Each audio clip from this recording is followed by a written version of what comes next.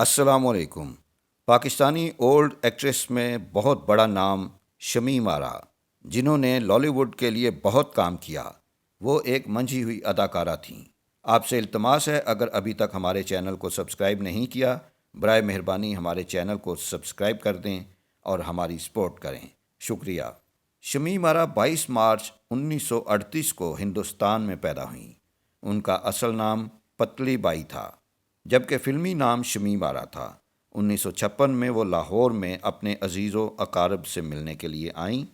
ان کی فیملی بھی ان کے ہمراہ تھی۔ اس وقت ان کی ملاقات نجم نقوی سے ہوئی، جو ایک فلم ڈائریکٹر تھے۔ نجم نقوی نے انہیں اپنی آنے والی نئی فلم میں کام کرنے کی آفر کر دی۔ ان کو کسی نئے چہرے کی تلاش تھی۔ شمیم آرا ایک خوبصورت چہرے اور خوبصورت آواز کی مالک تھیں، لہٰذا نجم نقوی کے کہنے پر شمیم آرا فلم میں کام کرنے کے لیے رضامند ہو گئیں۔ اس فلم کا نام تھا کنواری بیوہ، اور وہ فلم 1956 میں ریلیز ہوئی۔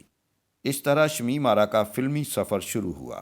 نجم نقوی نے شمیم آرا کو متعارف کروایا اور فلمی نام بھی دیا۔ وہ فلم کامیاب تو نہ ہو سکی، لیکن شمیم آرا نے شائقین کے دلوں میں اپنی جگہ بنا لی۔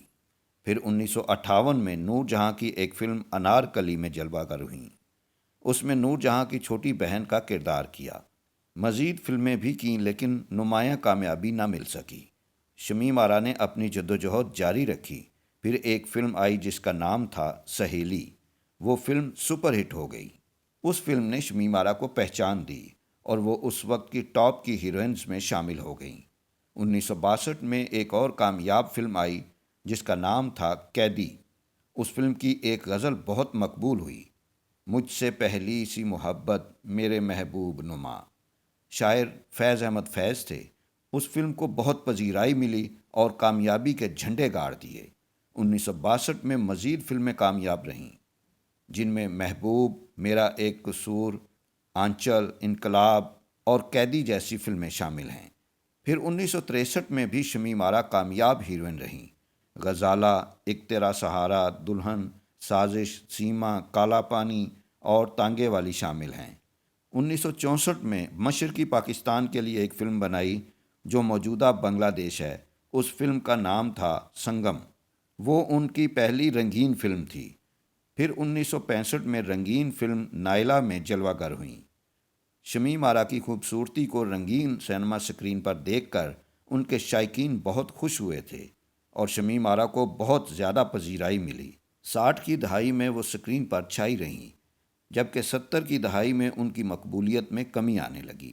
انہوں نے بطور فلم ساز اور ڈائریکٹر کام کرنے کا فیصلہ کیا۔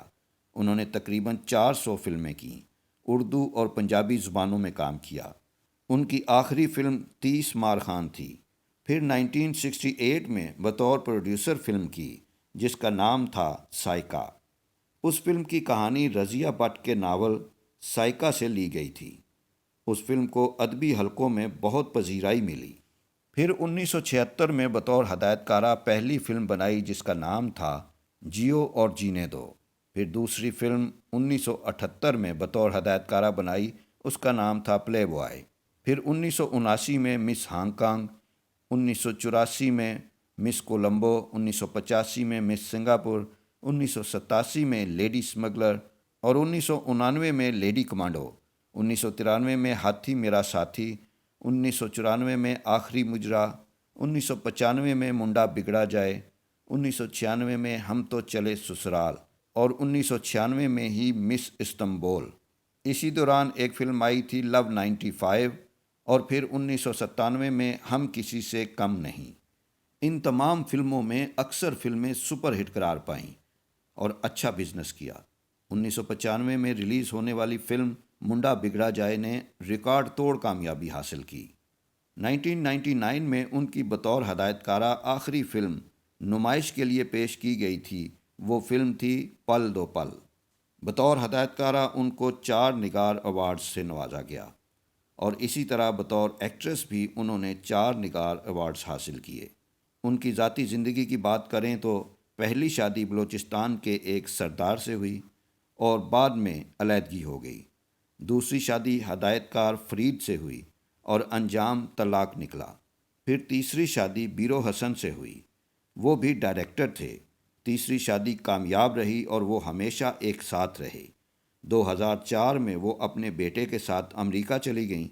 2011 میں وہ لاہور پاکستان میں ہی تھیں کہ ان کی دماغ کی شریان پھٹ گئی۔